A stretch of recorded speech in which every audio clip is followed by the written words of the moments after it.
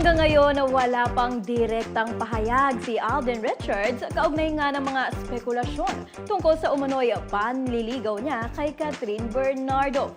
Umaabante si Chican, si Romel Placente.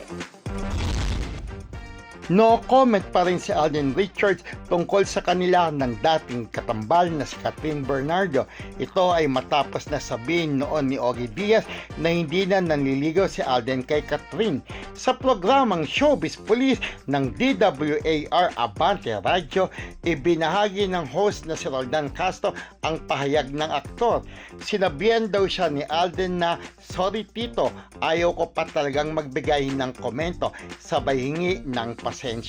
Umaasa naman ang marami na magsasalita tungkol dito si Alden sa tamang panahon. At speaking of tamang panahon, umaasa naman ang ilang Alda Panay o yung mga tagahanga ng tambalan nila ni Maine Mendoza na mapapanood muli sila sa big screen. Walang kasing init ang chika. Ako si Romel Placente, ang inyong paboritong hot talker ng Abante Radio.